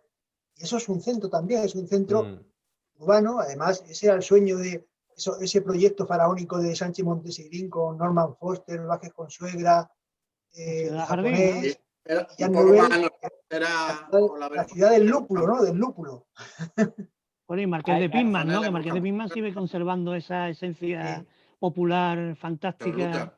Es fantástica, esa calle es maravillosa. Es así, tú tienes ahí todo así, tienes ganas de roce, que es una de las cosas que yo vivo con más tristeza ahora mismo. Cuando yo tenía ganas de sentir calor, te das un paseo por Marqués de Pisman y sales bendecido de allí. Es como una especie de... Como si te das agua fresca en la cara, ¿eh? Si yo tuviera que la oreja nada más, porque ahí... Pones la oreja nada más y es una maravilla. Si tuviera que decir una cosa, ¿cuál fue tu primera impresión cuando llegaste a Sevilla? Pues yo soy foráneo, soy manchego.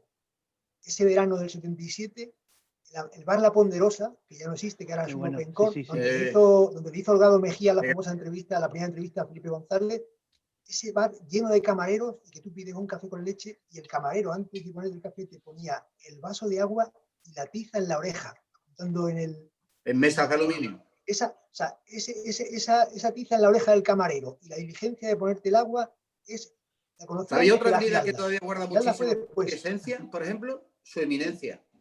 Uno llega a su eminencia y ese bullicio, esa vida en la calle, esos puestos que prácticamente sacan toda la mercancía a la acera, al final tú notas eso y te parece que estás más que en una calle de Sevilla, en un bazar, pero eso es pura Sevilla también, ¿eh? Claro. Con cada día más mezcolanza, más cultura. Claro, estamos yendo a eso.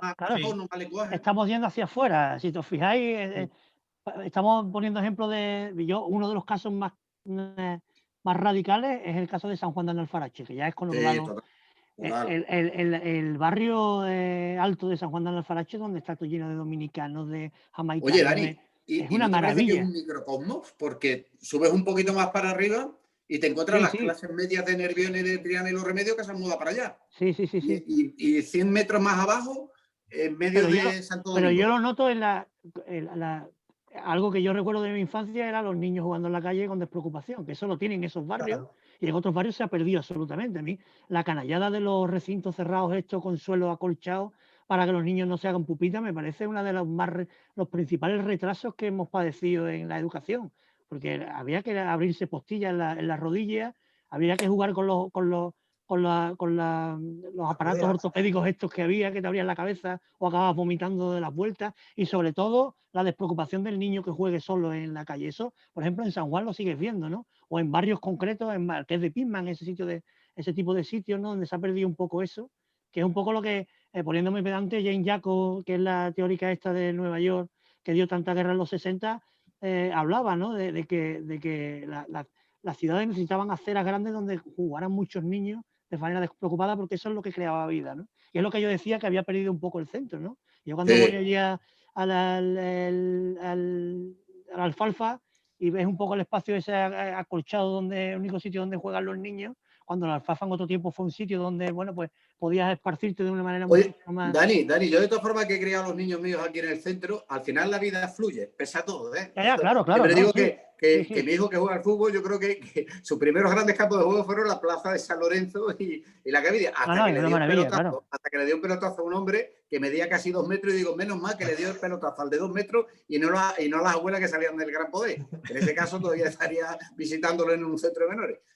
Pero es verdad que al final la vida fluye, eso sí te lo digo, la vida fluye. Pero lo que pasa es que es mucho más difícil aquí ahora, joder, es que en el centro no hay parques, por ejemplo. Eso es. Es que no hay parques. Yo he vuelto a mi barrio donde yo me crié, porque yo he dicho que yo soy 3/4 partes periférico, pero una parte yo me crié en Nervión, al final de la plaza de la calle Urbión, vamos.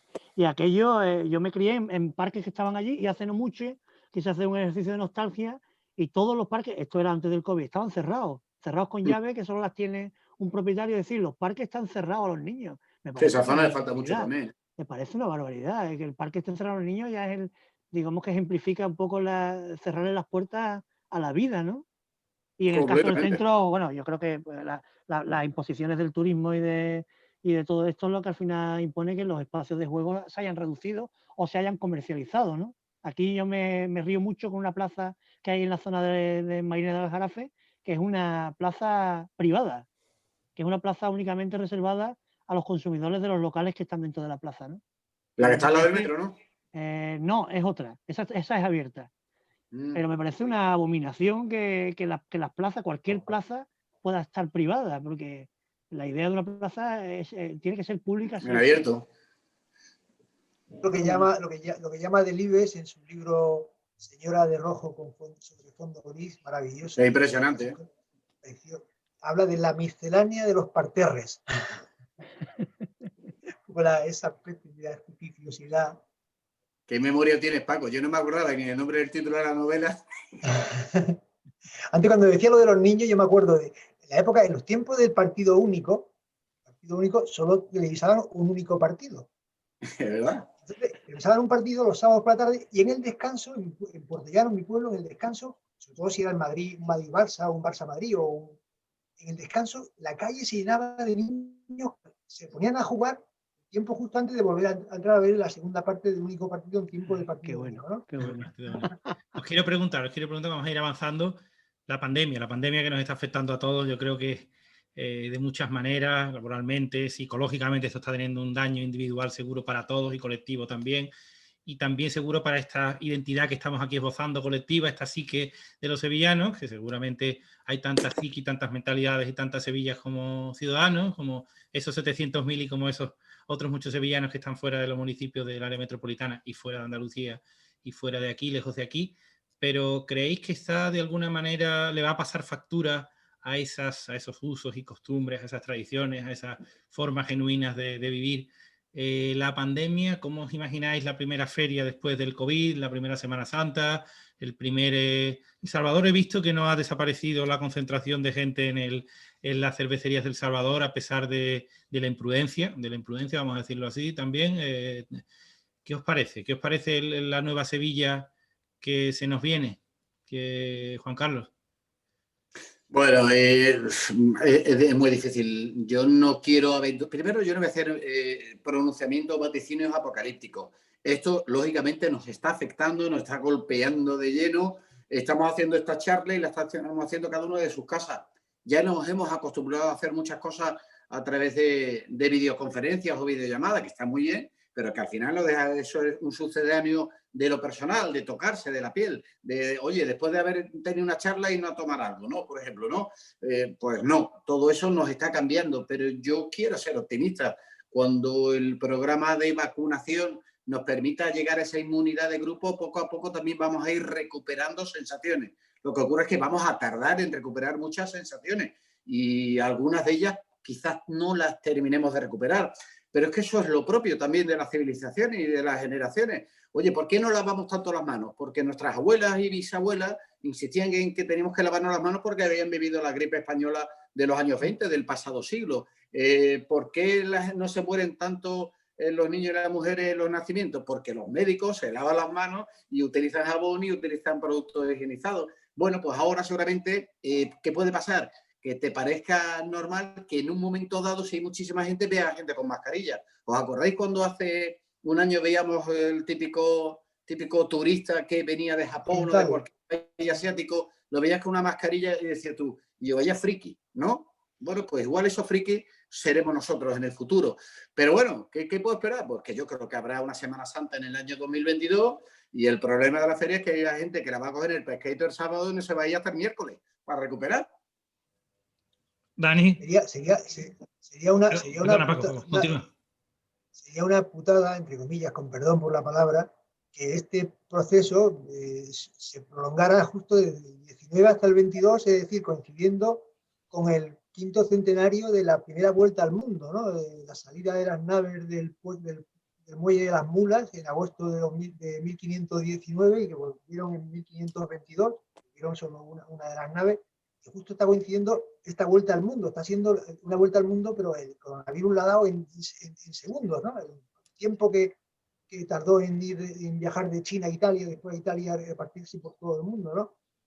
Entonces, bueno, yo creo que la sociedad va a cambiar. Yo quiero, sobre todo, destacar, nosotros tenemos hijos en edad escolar, bueno, el tuyo ya casi, yo, Juan Carlos. Yo tengo ya una universitaria y el otro en el bachillerato.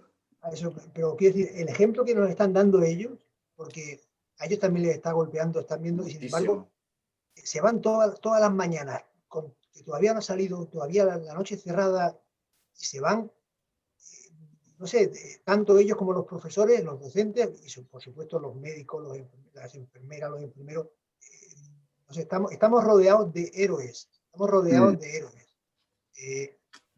Estaba pensando un poco con cierto pesimismo la biografía de Magallanes, de Stefan Zweig, que dice que hay momentos en los que un hombre, una personalidad tan fuerte necesita de que haya un ambiente, una sociedad también fuerte.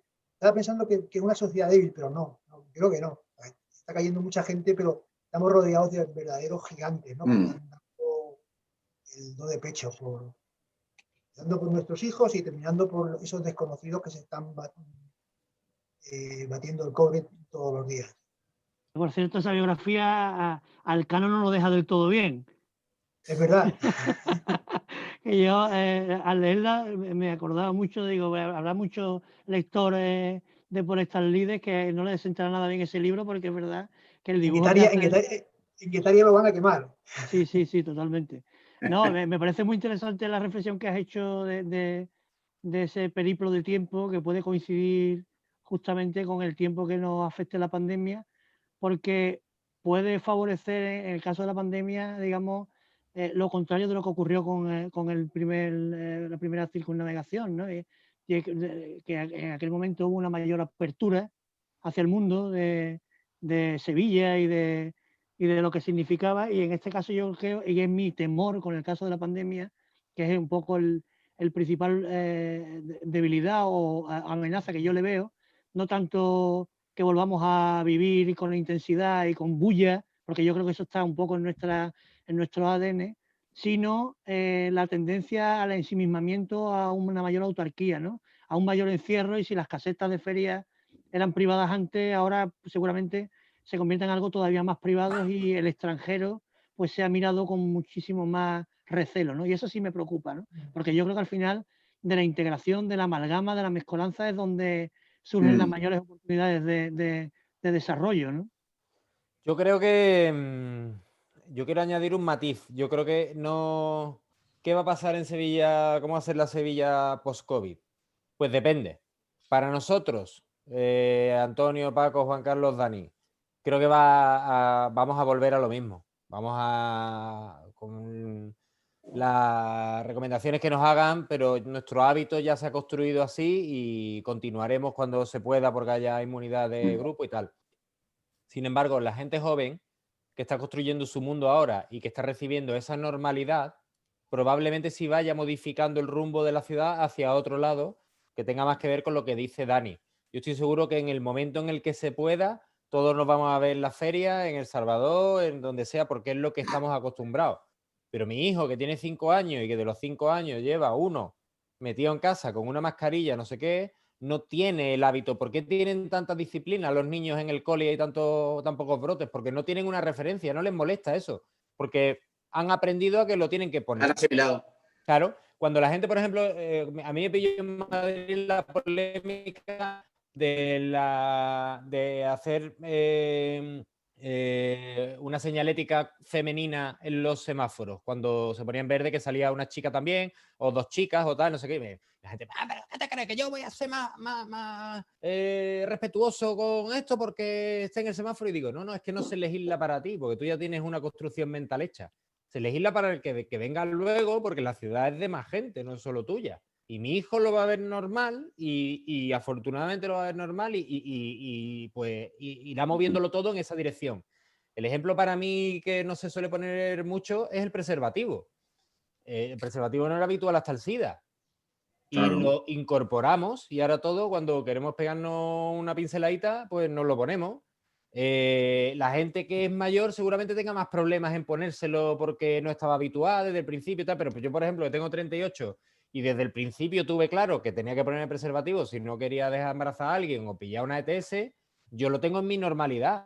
Así es nuestra mascarilla. Si le dice a alguien de 60 años, de 70 o 80 años que se ponga un preservativo, evidentemente no se lo va a poner. Entonces, la vida se está redibujando constantemente para la gente que tiene de 10 a 20 años. Ahí es cuando yo creo que tú eliges del Betis o del Sevilla, si te gusta más la cerveza, el tinto, el trap o el pop.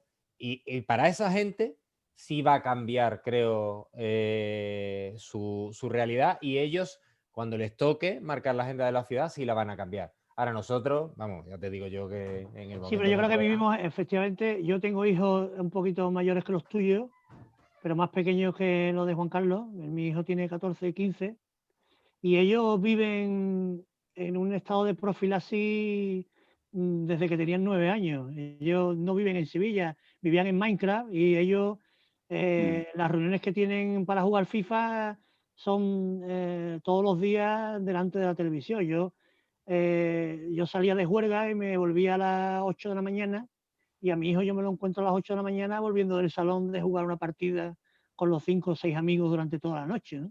Sí, Dani, pero es que a tu padre tampoco le encajaba lo que tú hacías, ¿eh? Claro. No, mi padre me echaba las bullas por volver tarde, y yo le echo las bullas a él porque no salga. Yo por eso te digo, empujarlo para que salga a la calle. Al final son cambios. Eso se ve, yo lo veo súper claro en la evolución de la música. Que tú decías, hostia, los críos, el mío con 16 lo tengo que empujar, pero para que vuelva. Claro, cada uno. Pero tú decías, coño, el pop y los del rock decían, esto no me mola, tal, no sé qué. Y era el punk, y ya decía, el punk, no. Y era el punk, con los géneros musicales auténticos, y que el que viene por detrás... Bueno, pues que es verdad, es que lo nuestro era lo auténtico, Julio. Ya, claro. La pandemia está transformando también el modo en el que convivimos, en el que nos relacionamos, en el que compramos, en el que viajamos, y evidentemente esto es un puñetazo emocional. Y este puñetazo emocional no lo vamos a digerir en poco tiempo. Esto necesitará su tiempo para hacer esa digestión, porque es una realidad. Eso está ahí. Oye, ¿cuándo volveremos a viajar de verdad, como hemos viajado? ¿Cuándo volveremos a convivir de la misma manera? Pero yo insisto, quiero ser confiado. ¿Por qué? Porque al final somos seres humanos, socializamos, queremos tener ese rito de vernos. Oye, os pasará también, a mí me pasa. Yo que me considero una persona más o menos estable, incluso mentalmente, una cierta fortaleza, como, en fin, normal. oye, a mí me deja esto un poco tocado, en el sentido de, esto tiene un punto paranoico, todo el día hablando de lo mismo, todo el día, no, oye, ¿ustedes pensabais que íbamos a hablar de toques de queda? Porque es que tú lo piensas y tiene un punto también de novela de ficción o de ciencia ficción, ¿eh? Ojo, que con una naturalidad incorporamos, por ejemplo, un debate tremendo de restricciones de libertad. Bueno, y estamos ahí, no sabemos. Bueno, pues yo creo que lo mismo que está pasando esto, cuando tengamos esa inmunidad de grupo, creo que vamos a ir en busca de esa recuperación. Y lo pongo también sobre la mesa. Oye, a ver si vamos a vivir una especie de Belle Époque del siglo XXI. Después de tragedias, la necesidad de vivir, de tener experiencias, de conocer cosas. Y ya no quiero ir contar los que tengan 20, 22, 25 años. Bueno, y una pregunta. Hemos hablado antes del turismo. ¿No va a cambiar? ¿De qué manera va a cambiar el turismo en la ciudad de Sevilla? Porque eso necesariamente se tiene que notar. Bueno, ya adelantado, Dani, esa pregunta quería hacer. Vale. ¿Ha servido Steam Pass, no? Steam Pass para repensar la ciudad, para repensarnos? No. ¿Va a servir? ¿Está sirviendo ya para las mentes rectores, para las élites, para repensarnos modelo turístico, modelo cultural, modelo económico? Eso no es verdad. Vamos, que digo porque ahí hay mucho de literatura política. La realidad no es esa. Mira, a mí, por ejemplo, ahí siempre me preocupa mucho, y me preocupa de la ciudad, como de la región, como en general del país, oye, que al final nos dedicamos a ver los dedos y no las lunas, ¿no? Y ¿dónde están de verdad los grandes retos, los grandes desafíos de una sociedad global en la que nosotros estamos? Es decir, el reto que tenemos nosotros como sevillanos es el mismo reto que tiene una señora que vive en Wiesbaden, unos jóvenes que viven en Manchester o una abuela que vive al norte de París. Es decir, ¿los retos cuáles son? Oye, el cambio climático, la digitalización, la gran transformación de los modos de vida en ese aspecto, como por ejemplo abordamos la reforma de una administración que se ha convertido en un gran gigante con pies de barro porque no es lo suficientemente eficaz para luchar contra determinados problemas. Esos son los grandes retos que tenemos. Y ahora, de ahí a que empecemos a hablar, no es que deberíamos de cambiar el modelo productivo. Mire usted, Sevilla tiene, por ejemplo, un enorme producto que es Sevilla misma. Y ese producto turístico nos da muchísimo dinero. Bueno, vamos a trabajar en la innovación del modelo, todo lo que tú quieras, pero que mucho cuidado con querer cambiar. De pronto que vamos a encontrar millones de emprendedores, ¿qué vamos a hacer? ¿Tenemos uranio bajo el metro de Sevilla? ¿Qué tenemos? No hay una cosa que yo sí creo que tenemos y que puede ser un plus y que cuando hablo con gente también de eso, de economía de riesgo y tal, y gente de fuera, me hablan de un concepto nuevo que le dicen turismo permanente. Sí.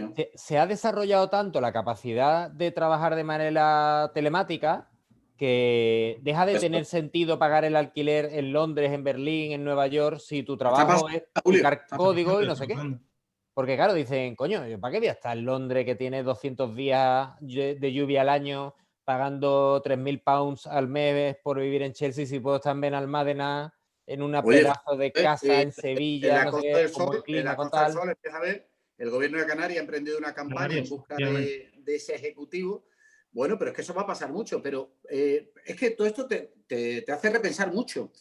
Oye, ¿por qué trabajamos exactamente 5 días en semana? ¿No podrían ser 4 en vez de 5 o 6 en vez de 5? ¿Por qué hacemos cosas? ¿Por qué somos tan presenciales? La cultura tan presencial del trabajo, cuando sabéis perfectamente que muchas cosas se pueden hacer en un ordenador, pero es que lo puedes hacer en tu casa. Yo trabajo en mi casa un montón de cosas. Es decir, todo esto al final lo que sí hay es una especie de cuestionamiento de determinadas conductas, modos, hábitos de trabajo, estructuras mentales que de pronto nos han zarandeado y nos han hecho obligarnos a preguntarnos por qué hacemos lo que hacemos. Y eso sí que yo creo que en parte hay algo en positivo, que va a acelerar procesos de transformación que iban a durar años y que, bueno, los que duran años están durando meses y los que tenían que durar décadas los vamos a hacer en pocos años. Ahí creo una única cualidad ya. Antes, pues seguramente tenías que ser estable o conservador o emprendedor o lo que sea.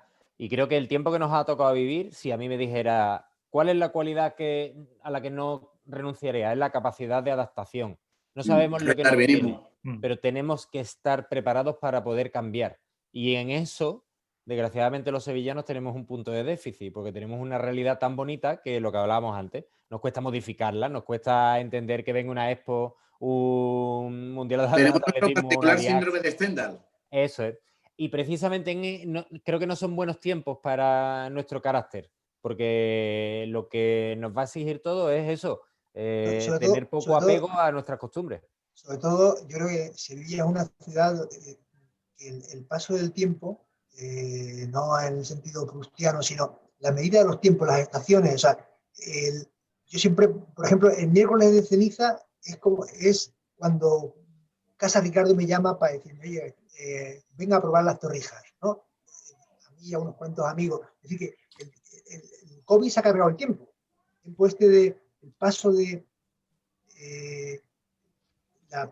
el Adviento, la Cuaresma. Las liturgias de la ciudad, vamos. Las liturgias, o sea, la Semana Santa, el entreacto, la feria, el rocío, aunque no te guste ninguna de esas cosas, pero es como esa tienda de la que tú nunca has helado, pero te da mucha pena cuando la cierran. Con lo bien que estaba esa tienda abierta. Yo nunca, o sea, el tiempo se lo ha cargado. Se ha cargado y además, ahora que estamos esperando al sucesor de Monseñor Asenjo, estamos entrando en la Sevilla del Cardenal Segura, ¿no? La distancia, sin tocarnos, no se puede bailar, no se puede hacer nada. Es un poco una paradoja de... Es una paradoja asfixiante, porque es verdad que cuando te dejan huérfanos de referencia, por mucho que te guste o no, pero son nuestras referencias vitales. Sí.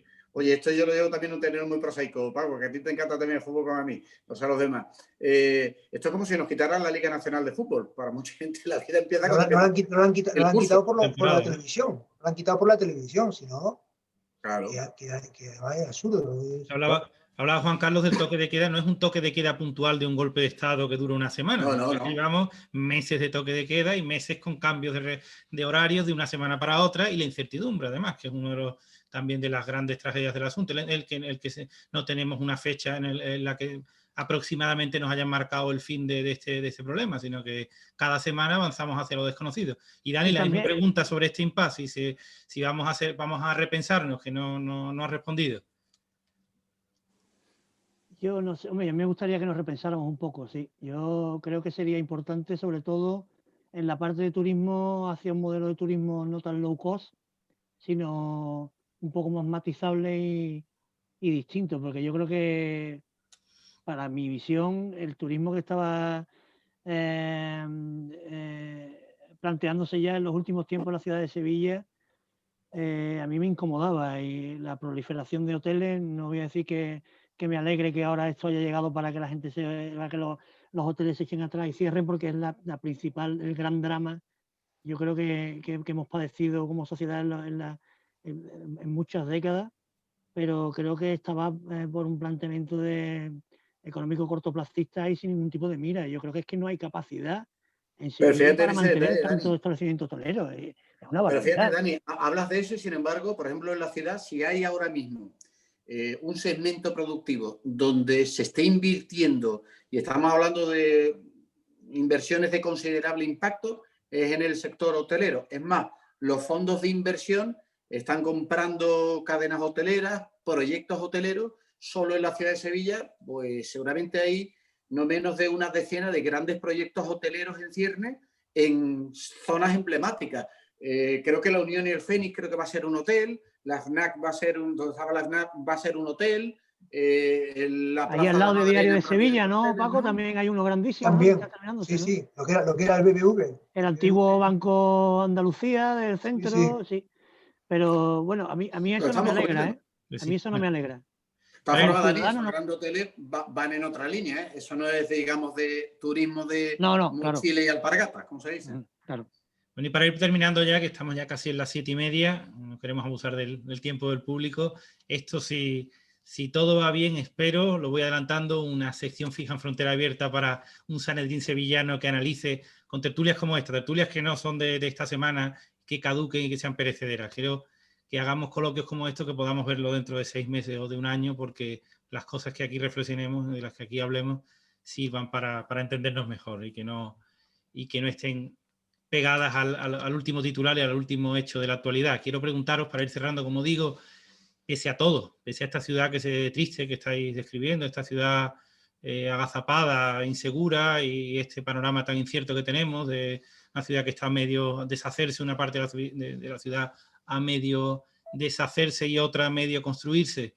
¿Por qué es una alegría y un gozo seguir siendo sevillanos, seguir siendo residentes de estas ciudades, porque finalmente ninguno de nosotros ha querido dejar la ciudad, ¿no? Para siempre y seguimos. Hombre, Antonio, eso se resume rápido, porque podría ser peor, podríamos no ser de Sevilla.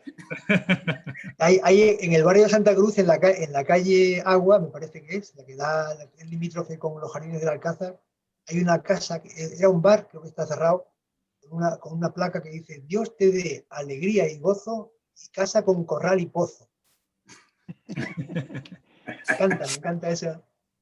Yo te diría que yo me siento contento sobre todo de ser sevillano por la oportunidad de poder seguir yendo al Vizcaíno, al Madrid Reyes, al Tremendo, y por seguir pudiendo tomar la Cruzcampo como la ponen en Sevilla, en general la cerveza en Sevilla, porque yo no soporto la cerveza como la ponen en Madrid, con esa baba de cabra que tiene una textura absolutamente desagradable, y es una cosa que tengo una lucha a muerte con amigos de Madrid, porque ellos dicen que es así como se tira la cerveza, con la paleta esa, que me parece repugnante, y ya de camino me gustaría someter a análisis la cuestión esta tan idiosincrática de la Cruzcampo. ¿Por qué narices la gente se mete con la Cruzcampo? Es un debate monográfico, que me revela absolutamente, ¿no? Seguro. No entiendo nada. De todas formas, en esta hora y media, aquí hay algo que todavía un misterio que tenemos que resolver.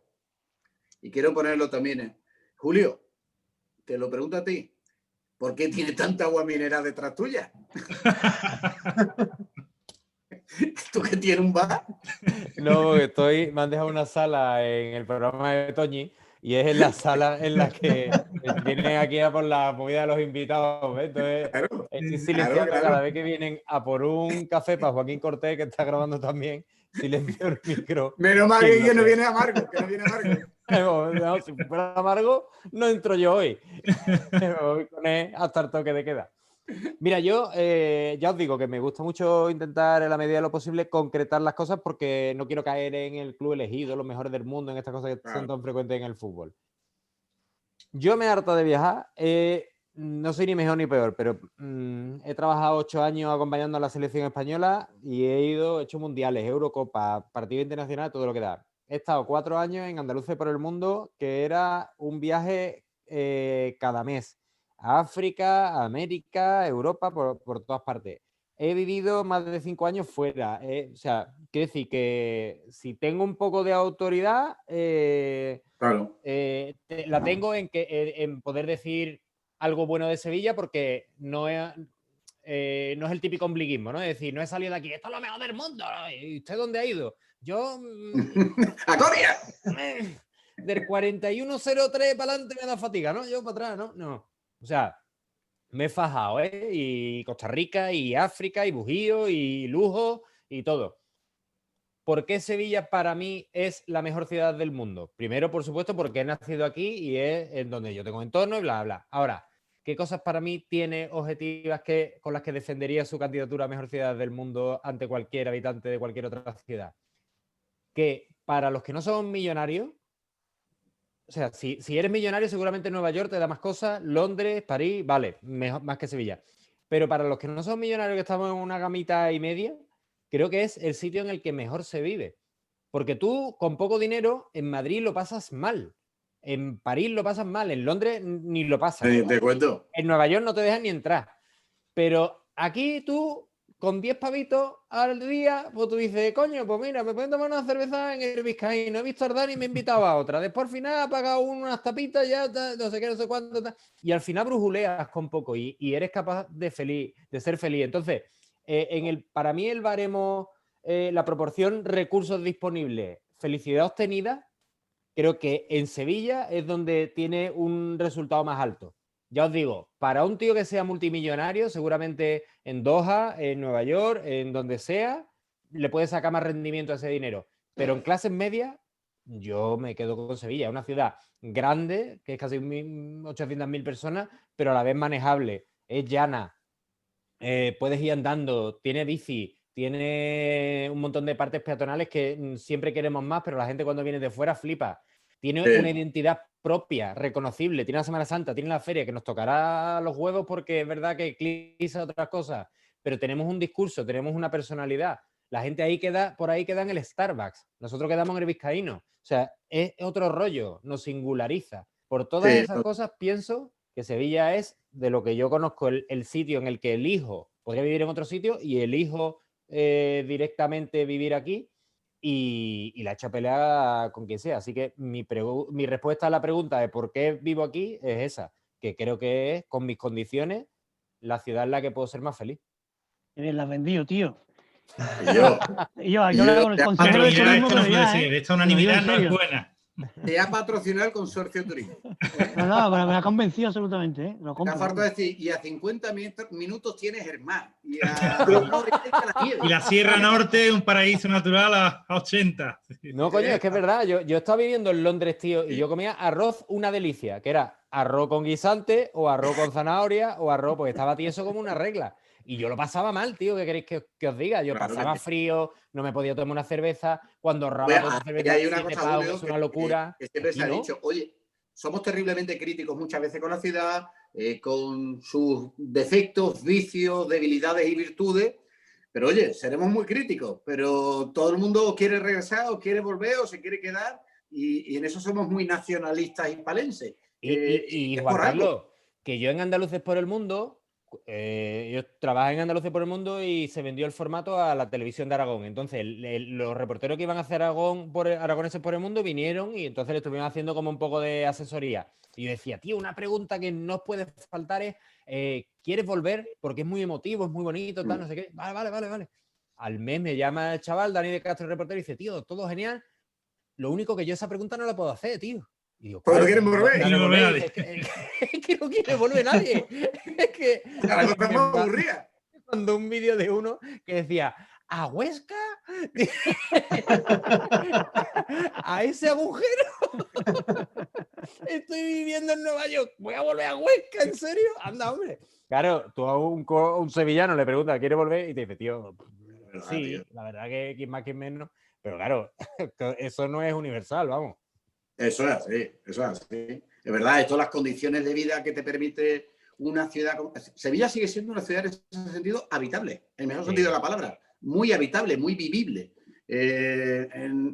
muy placentera. Oye, hemos empezado hablando que es verdad esa sensación que tenemos todos, oye, si paseas a determinadas horas ya, ese punto mortecino y desangelado, pero bueno, es una situación insólita, excepcional. Yo digo a veces, porque yo paso mucho por el centro, que incluso así... Oye, es que te enamoras de muchos sitios que encuentras y dices tú, joder, esto es inigualable. Claro, tenemos ese punto estendaliano, que cuando tú paseas por Florencia, es verdad que te pasa. Y dices, oye, parece que es que te has tragado a Miguel Ángel de allí, ¿no? Pues aquí es algo parecido. Tú ves esto, en la calle San Vicente hay dos casas, una que era la de Galnares Sagastizábal, que ahora es la sede del regional del PSOE, y otra, la de la esquina de San Vicente con Pascual de Gallango, que era la casa de Joaquín Díaz Langa, que era un arquitecto, eran dos arquitectos, Joaquín Díaz Langa de Villanueva de Río Minas y Galnares Sagastizábal, el que hizo el edificio del Cano. Son de la misma promoción, estudiaron en Barcelona y se hicieron su casa cada uno en la calle de San Vicente. Lo que pasa es que la casa de Díaz Langa está a la venta, pues ya falleció, fue el único arquitecto represaliado en la guerra civil. Y es curioso porque se conserva, o sea, esa especie de patos, de personalidad de la ciudad o sea, que yo muchas veces cuando paso por la calle San Vicente, aparte que siempre me detengo en la casa de los Ibarra, en ese patio con esa fuente, que siempre las dos casas de los dos arquitectos, que fueron dos chavales que estudiaban la carrera al mismo tiempo, uno que era muy conservador, que ahora en la casa del regional del PSOE, y el otro que era más bien izquierdas, sin embargo, era la casa más tradicional, ¿no? O sea, un poco, quiero decir que siempre hay misterios, siempre hay cosas, siempre... Me acuerdo que la viuda de Blas de Otero, Sabina de la Cruz, me decía que Blas de Otero cuando venía a Sevilla le encantaba mirar el cielo de Sevilla. Eso yo creo que eso... Oye, y nos hemos dejado hoy también, Paco, que ha sobrevolado la conversación, pero yo creo que ahí al final hemos caído algo en el defecto de ser demasiado egocéntricos pese a todo. Yo soy el primero, porque para mí Sevilla es muy grande. Para mí Sevilla son muchas Sevillas, pero Sevilla es la Sevilla metropolitana, la Gran Corona, porque, oye, ¿qué pasa con esos 700.000 sevillanos que viven fuera del término municipal, pero que viven en un área de no más de 20 kilómetros? El Aljarafe, Alcalá de Guadaira, Dos Hermanas. Dos Hermanas tiene casi 120.000 habitantes, con su propia seña de identidad, pertenencia profundamente sevillana también. Toda la parte de la Rinconada, de la gran Puerta de la Vega de Sevilla, que es la gran huerta de Europa, no solamente de aquí. Sí, sí. Las agrociudades. Efectivamente, que a mí me parecen apasionantes. Oye, hablamos de Sevilla. Yo creo que tenemos una de las ciudades más bellas de Europa, que es Carmona. Y Osuna. Osuna, la Puebla de Cazalla, que son... Claro, bueno, que son, vamos, piezas de orfebrería urbana, ¿no? Con muy esa cerquita. misma luz. Y muy cerca de Sevilla y muy desconocidas también. Hablabais del papelón, y el papelón tiene una de las ofertas del papelón es surtido coripeño, de Coripe. Ah, sí. Entonces, Eduardo Jordá, que ha escrito libros, ha viajado por todo el mundo, ha viajado por Tailandia, por el Chile profundo. Pero es un mallorquín afincado aquí, ¿no? Es mallorquín, sí, creo. Un día le preguntaban, Eduardo, ¿cuál es el sitio más extraño que has visto en todos tus viajes por todo el mundo? Y dice, Coripe. El Peñón de Zaframagón. Bueno, pues con esa extrañeza del poeta Jordá en Coripe nos vamos a despedir, que son ya casi las 8 menos 20. Yo he disfrutado mucho, espero que también lo hayáis pasado muy bien vosotros. Se han quedado muchísimos temas porque Sevilla es inagotable, esto es inacabable, hay muchísimas áreas, muchísimos aspectos, muchísimas aristas y muchísimos temas que han ido saliendo de manera colateral. Les emplazo seguro porque es tan amplio la cantidad de temas que se pueden seguir abordando sobre Sevilla, que, como digo, les emplazo para futuros coloquios en Frontera Abierta. Prometo hacer una sección fija, no sé con qué regularidad, si será mensual o será cada más tiempo, pero dedicada a la ciudad, dedicada a su vida, a su gente. Ojalá salgamos pronto de esta situación, así que les espero muy pronto en Frontera Abierta. Les doy las gracias al equipo, a los espectadores que nos han seguido en streaming en YouTube. Y bueno, espero que muy pronto, que sigan bien. Muchas gracias, Paco, Juan Carlos, Daniel y Julio. Antonio, ahora yo te haría, como desayuno, te tenía que hacer preguntas. Oye, ¿y esto a qué hora lo ponen? ¿Dónde lo ponen? ¿Esto dónde sale? ¿Esto cuándo sale? Sí. Yo tengo una anécdota maravillosa de esa. Recuerdo una vez, era muy jovencito y me tocó ir a no sé qué historia en el hotel Al-Ándalus, que estaba la duquesa de Alba, yo no me acuerdo ni qué era. Y yo iba con mi micrófono de la cadena SER y cuando terminé la entrevista me preguntó, ¿y esto en qué televisión sale? Y yo no sabía ni qué responderle. Pues bueno, sale en YouTube, respondo a la pregunta y seguro que espero que por mucho tiempo, espero que el foro que por mucho tiempo. Así que repito las gracias a los 4 y que nos vemos muy pronto. Muy buenas tardes y hasta pronto. Hasta luego. Antonio. Hasta luego. Adiós, gracias. Adiós, Daniel, Julio, Juan Carlos.